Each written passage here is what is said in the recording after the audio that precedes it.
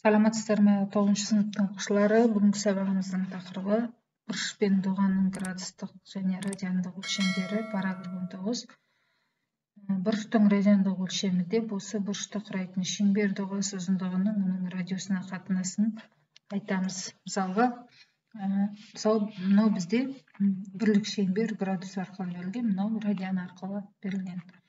Кез келген бір бұрыш алайық, мысалға 180 градус алайық. 180 градус бұрышқа сәйкес келетін доға мына жарты шеңбер. Яғни 180 градус тең. Мына анықтама бойынша доғасының ұзындығының мына жарты шеңбер, бізде шеңбердің ұзындығы 2πr екенін білеміз. Жарты шеңбер болса, ол πr болады, жартысы осының. Шеңбер доғасының ұзындығы бұл радиусқа қатынасы r. Тең болады, радиус пен радиус қысқарса пи-ге тең. Сонда 180 градус тең пи деген теңдік шығады. Мынау градус арқылы берілген, 180 градустың, мынау радиан арқылы берілген. Енді бір радиан дегеніміз не?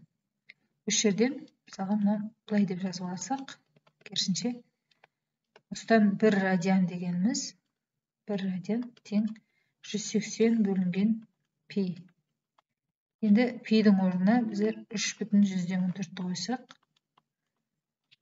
жоқ есептегенде шамамен 57,13 градусты береді екен. Сонда бір радиан дегеніміз 57,13 градусты береді екен.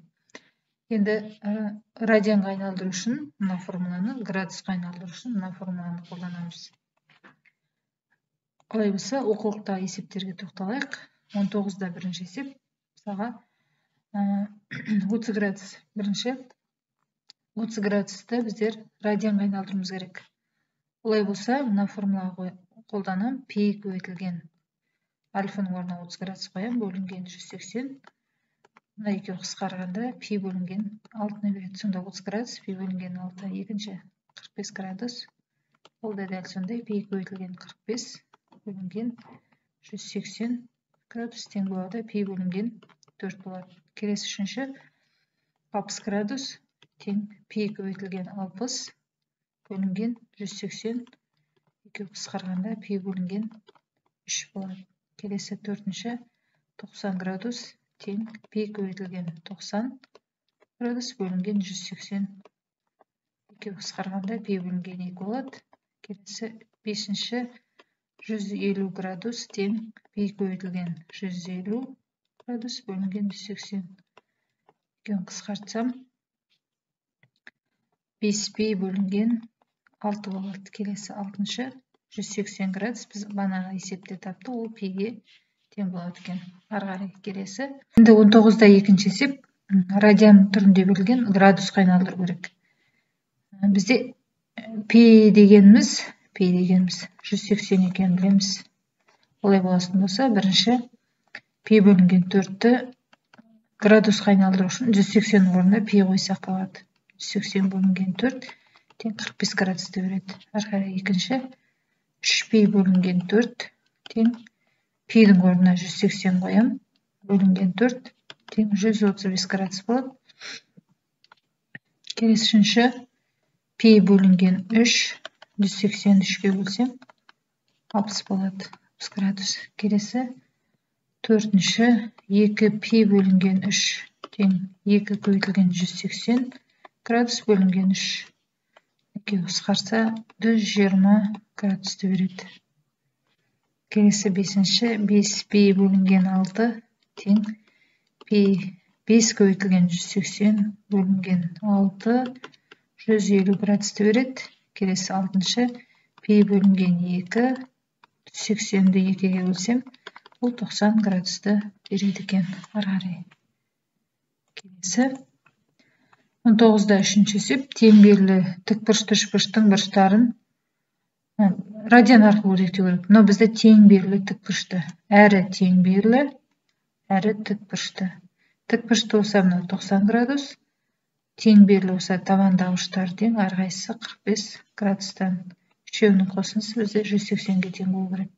Енді 90 градусты радиан арқылы өрнектесек, ол пи бөлінген 2-ге тең, 45 градусты радианға айналдырсақ, ол пи бөлінген 4. Алдыңғы есептерде қарастырдық. Тең қабырғалы үшбұрыштың әрбір бұрышы 60 градустан болады. 60 градустан болады. Ал бізде 60 градус дегеніміз ол пи бөлінген 3-ке тең. Келесі тік төртбұрыш. Тік төртбұрыштың әрбір бұрышы 90 градусқа тең болса. Әрбір бұрышы 90 градус. Олай болса бізде 90 градус дегеніміз ол пи бөлінген 2 алдыңғы есептерді қарастырдық. Ары қарай келесі 19-да 4-ші есеп. Бұрыштарды градуспен өрнектеңдер. Біріншісі мына формуланы қолданамыз. Альфа градус деп жазайын, тең болады. А-ның орнына 1-ді қоям. 180 бөлінген пи-дің орнына 3,14 қоям.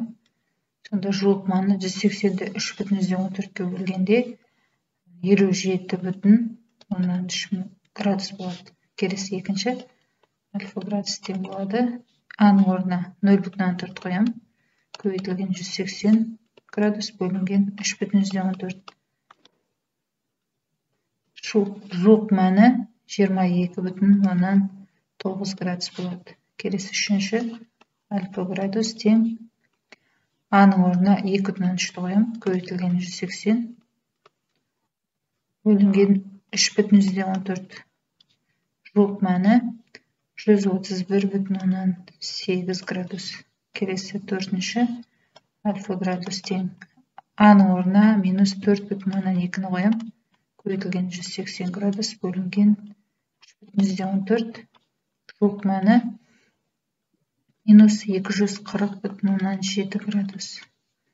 Келесі бесінші альфа градус тең А-ның орнына минус 3,5 қоям. Көбейтілген 180 градус бөлінген 3,14. Жуық мәні минус 200,6 градус. Келесі алтыншы альфа градус тең минус 10 көбейтілген 180 градус бөлінген 3,14. Жуық мәні минус 573,6 болады екен. Ары қарай келесі 19-да 5-ші есеп. Градуспен берілген бұрыштарды радиан арқылы өрнектеңдер. Мына формуланы қолданам. Яғни 24 градус тең 24 градус көбейтілген пи бөлінген 180 болады екен. Ары қарай 24 пен 180-ді қысқартып жіберем 12-ге, сонда мынау 2 пи бөлінген 15 болады екен. Ары қарай екінші 240 градус тең 240 көбейтілген пи бөлінген 180. 6-ға қысқартып жіберейін. Нөлдерін қысқартам және 6-ға қысқартып жіберейін. Сонда 4 пи бөлінген 3 болады екен. Келесі үшінші 154 градус тең 154 градус көбейтілген пи бөлінген 180 градус. Тең 2-ге қысқартам.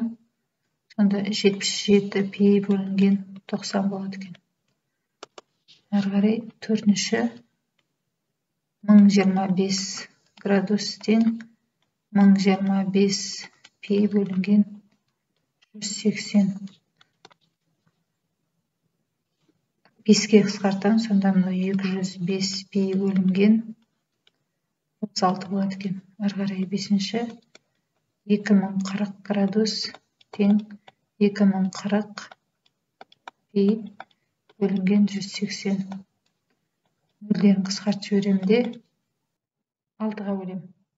Сонда мында 3, 6-ға бөлсем 34 болады. 34 пи. Келесі алтыншы 2405 градус 2405 көбейтілген пи бөлінген 180 тең болады 481 пи бөлінген 36 болады екен. 19-да 6-шы есеп.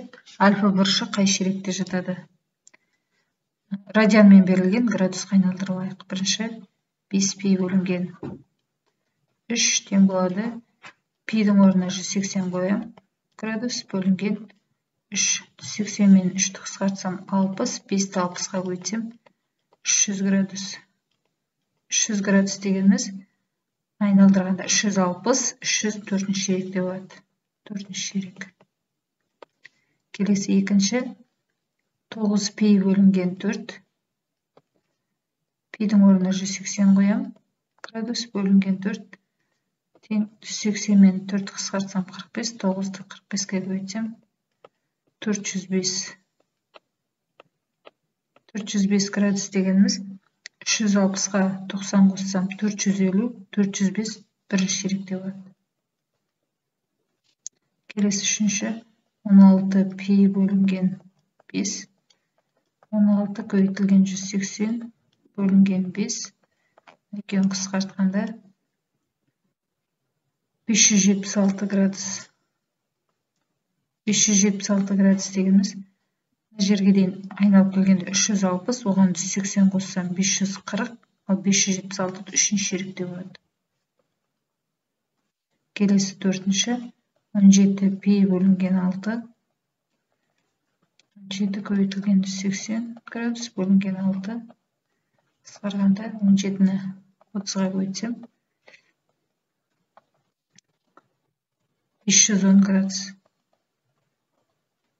510 градус дегеніміз ол ана мына жерге дейін 540 болса, 510 дегеніміз екінші шеректе болады.